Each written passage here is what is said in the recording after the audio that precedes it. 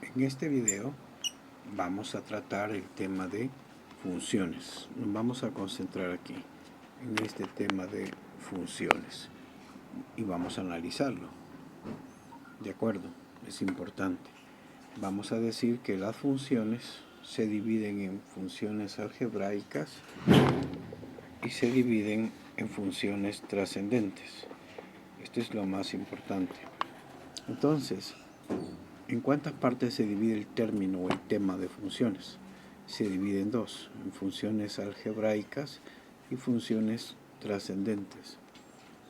En las funciones algebraicas vamos a concentrarnos en las funciones polinómicas, así tal como está establecido.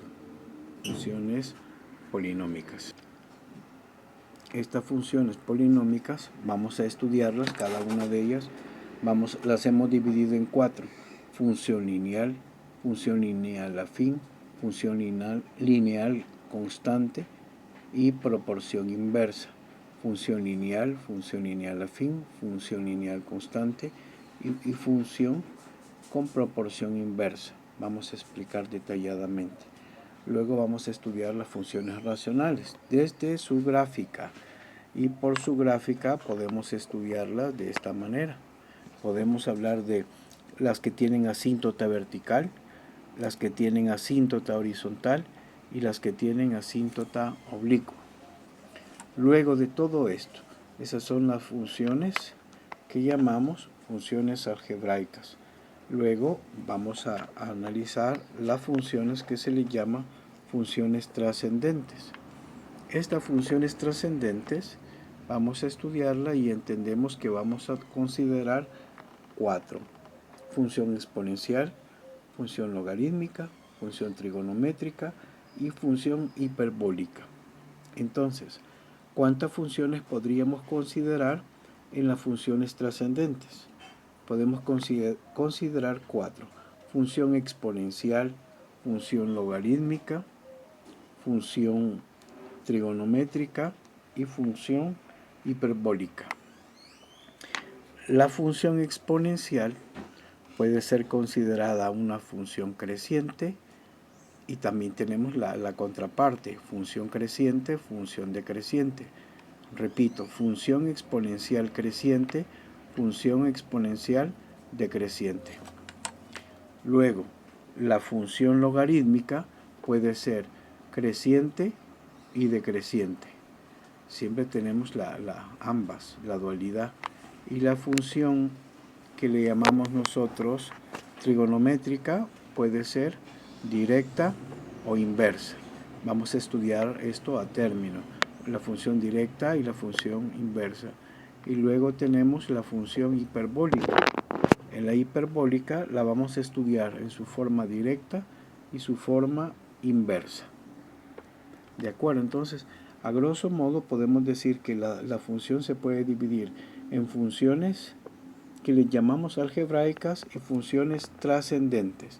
Esta es la manera como van surgiendo. Luego, una de las cosas más importantes es que vamos a aprender a conocer lo que es una función. Entonces viene la pregunta muy básica: ¿qué es una función? Y decimos que es una relación que tiene la propiedad de, y decimos, a cada elemento de su dominio le corresponde uno y solo un elemento de su codominio. Entonces estamos hablando prácticamente de dos conjuntos: un conjunto A y un conjunto B. Al primero le llamamos dominio y al segundo le llamamos codominio. Entonces, si estamos hablando nosotros de función, estamos hablando de un dominio y de un codominio. A va a ser el dominio y B será el codominio. Y yo podría escribir una F, dos puntos, una A, una flecha y una B. Esto se lee: F es una función de A en B. Repito, ¿cómo se lee F, dos puntos, A, flecha, B? Se lee F, dos puntos significaría es una función. Dos puntos significa es una función de A en B. F es una función de A en B. en el cual existe un dominio y en la cual existe un codominio. Entonces, la definición de lo que es una función es que es una relación. Toda función es una relación, pero no toda relación es una función. Entonces, concluimos lo siguiente. A cada elemento de su dominio le corresponde uno y solo un elemento de su codominio. Ese es el concepto de función. Entonces, ese concepto nos da que hay una estructura a la cual le vamos a llamar dominio y una estructura a la cual le vamos a llamar codominio. Entiéndase por dominio los valores de X y entiéndase por codominio los valores relacionados con Y. Entonces, el dominio son los valores de X y codominio son los valores de Y de los dos conjuntos. Y este formaría el conjunto A y el conjunto B, lo cual hemos dicho f es una función de A en B. Vamos a hablar del dominio y decimos lo siguiente. Los elementos del dominio de una función se llaman argumentos de la función y los elementos del codominio de una función se llaman imágenes. ¿De qué está hecho el dominio? El dominio está hecho de argumentos de la función.